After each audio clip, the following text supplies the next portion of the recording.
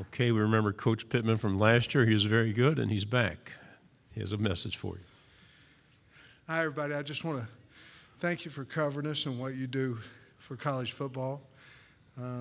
You've all been so good to me. There'll be a time when you won't. I'm sure there will be something there, but I appreciate you after 2 seasons. Okay. First question, second row on your left. Hey, Coach. Johnny Condon, ABC 3340 in Birmingham, Alabama. My first question to you, can you just talk me through that game in November in Bryant-Denny last year, the fact that your team not only competed with but almost beat Alabama? And can you speak to just the confidence that gave your group moving forward into this season? You know, there's a big deal in believing you can do something before you can do it. I think that's with life, anything.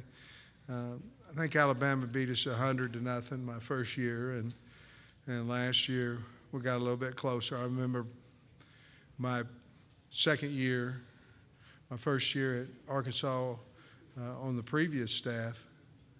They had beat us about that like they did the first year. The second year, they beat us 14-13 at our place. And it gave us a level of confidence, if there is such a thing, in a loss. And we don't play to lose. We're the University of Arkansas. We're not trying to lose anybody. But Alabama that night, it did give us a little bit of confidence that we can compete.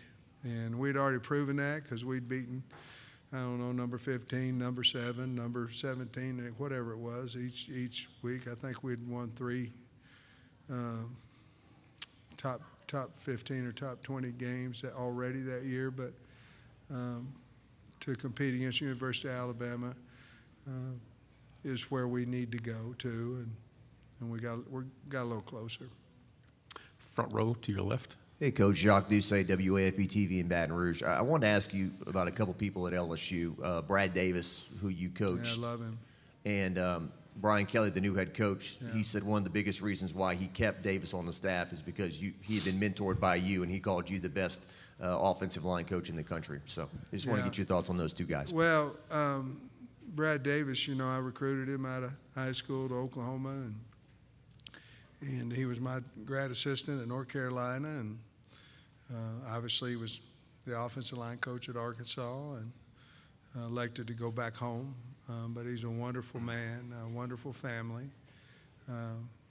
wonderful football coach. So I had talked to Coach Kelly about Brad, and he had obviously said had kept him, and that's quite a compliment from Coach Kelly. Coach Kelly's a great coach. I really have enjoyed getting to know him. I would consider him a friend of mine, and but for him to say that meant a lot to me, and I appreciated it. Coach, right side, third row. Tyler Shaw with KBTX in College Station. You know, your team took such a big leap forward last year. Do you feel like, moving forward, it's going to be any more difficult to keep that sustained success, knowing that you're not going to sneak up on anyone? Yeah, I think, I think it's going to be, any team, most any team in our league, it's hard to stay consistent with 9 wins, I'm not for sure we snuck up on anybody. We went to Georgia, and they beat us 37-0. They kind of were ready for us. I think you just go compete. And I think in this league, I think everybody knows that you better play well no matter who. And it doesn't matter. I remember when we were at Georgia, we were playing some of the other teams that may not be quite as good as we were at the time. And, you go in at half, and you're either behind or it's a close game. Yes, to answer your question, it's hard. And it's hard to go from 6 wins to 9. It's certainly harder to go from 9 each win you go up is harder, and it's harder to maintain. And especially in the SEC, and no disrespect to the East, especially in the SEC West. And then they had the college football playoff team and a BYU who's 21-4 over the last 2 years and been waiting to the top 20. You got yourself a schedule. So, listen, I love it at Arkansas. I'm not complaining one bit about it. We're the University of Arkansas. We'll go compete. But it's tough. To your right, fourth row. Hey, Sam, Dean Legge from Dog Post. Good to see you again. I wanted to ask you, were you surprised with the success Kirby had last season? And if you weren't, why do you think he'll have success winning in the future? Oh, no. No surprise to me. I mean, he got a great staff, works his tail off. He's at University of Georgia, which is, has a plentiful state of athletes. But you can have a plentiful state of athletes and not get them too, and he does. Obviously, he has great recruiters on his staff, tireless worker. No. You could feel that coming. 17, we got beat for the national championship. They're hard to get, obviously, but you could feel that one. You could feel that one coming. And will he continue to have great success? Absolutely. I mean, knowing Kirby, that just made him a little hungrier. Coach, to your left, fourth row. If that's possible. Sorry. I'm sorry. Dan Peck, ESPN 106.7. Coach, the win over Texas last year, I think it stunned some people in college football. Not just that your team won, but how you controlled that football game and the way that you beat Texas. What do you remember of that game and the significance of that win going forward? I remember how well our defense played. They were flying around. They had a great tailback, and there just wasn't anywhere to go. And I remember we started dominating up front on the offensive line. Everything seemed to be going right. I remember telling the coaches at halftime, if we can just hold on to the ball, they can't score. And we go out, we throw a pick. Now, it was a great pick by the DB at Texas, and they went in and scored against us. The great thing about that is we went down the field and answered maybe 2 or 3 times in a row after that. Rushed for over 300 yards. That's our ball. Now, there's games when we don't rush for that, but that's what we're trying to accomplish. That's how we win games, physicality of the offensive line, running backs, and certainly our quarterback. So at the end of the game, I remember the police officers telling me we can't go shake hands because the crowd's going to go crazy out here. It's going to be unsafe. I said, well, I'm damn sure going to go shake the man's hand. And we did. And I'm here, so it must have been okay. To your right, Coach, second row. Coach, my name is Lance Curley. I work at the Legge County News. Again, it's good to see you. Good to see you. When you were at Georgia a couple of years ago, during the recruitment of Cedric Van Pran, what kind of person was he behind the scenes? And 2 years ago, before you left, could you see him representing his university like he is today? Yeah, oh, man. Well, ironically, Ced came in with his father for an individual type workout. It was on a camp day. And we worked him out there, me and I don't know who, I can't remember the GA at that time. It was either Cody Kennedy. I think it was Cody. And so Cody and I went out there and worked him out, and his dad was out there. And I went, well, this is a no-brainer.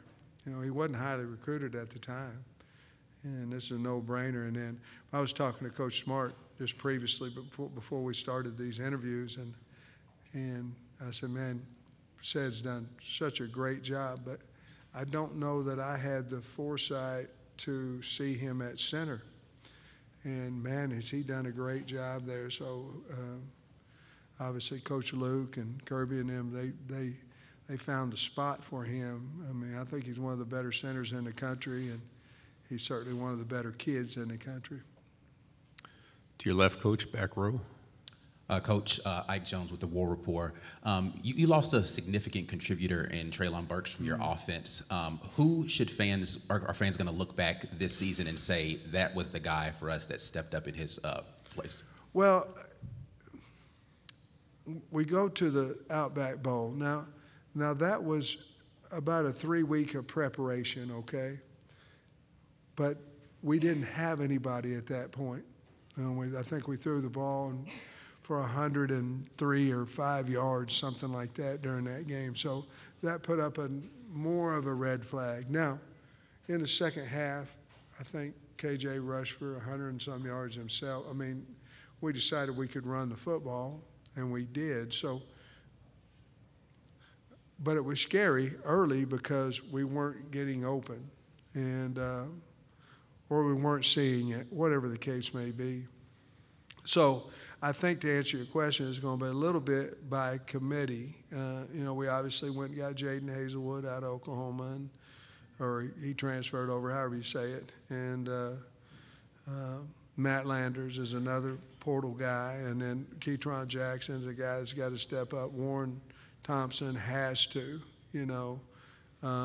We've got some young guys, Jaden Wilson, Bryce Stevens. Those are probably our top 6 guys, if I'm not forgetting somebody. But I think we got to kind of do it more by committee than. And I'm not saying one of those guys can't have a breakout season. I'm not saying that, but I think to replace a Burks, you got to do it with more than one guy. To your right, Coach, back row. Hey, Coach. Jamal Kennedy, WSFA 12 Sports in Montgomery, Alabama. 2 years ago, you guys traveled down to Auburn and lost that heartbreaking game there on the Plains.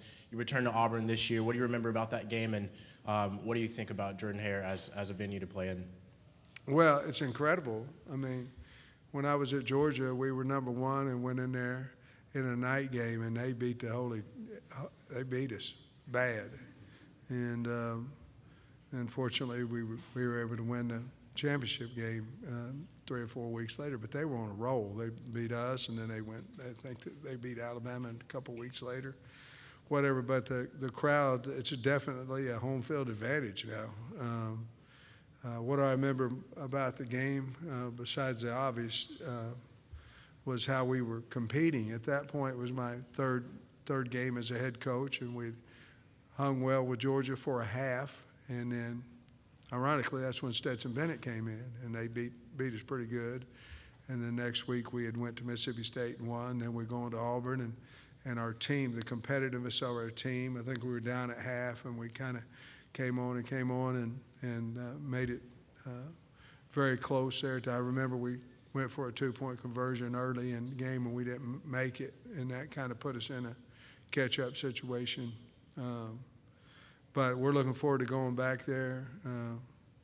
Coach Harson's a great coach, and I'm sure we haven't beat them, since I've been. We're 0-2, and certainly that's one of the games on our schedule that, it's after a bye week, and hopefully we'll be better prepared. Hopefully I'll do a better job than I have the first 2 years. We only have time for one final question. The gentleman in the back row. You know what? I'm going to Okay. All right. Hi.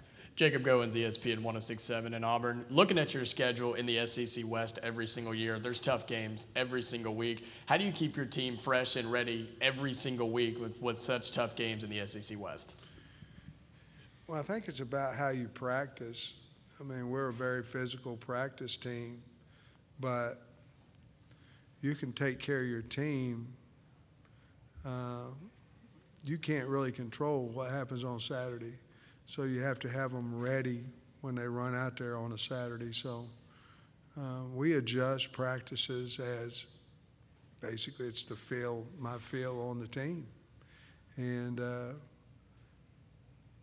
injuries has something to do with that. Heat has a lot to do with that. What time of the game you played. Were you on the road? You got in at 3 or 4 in the morning, whatever it may be.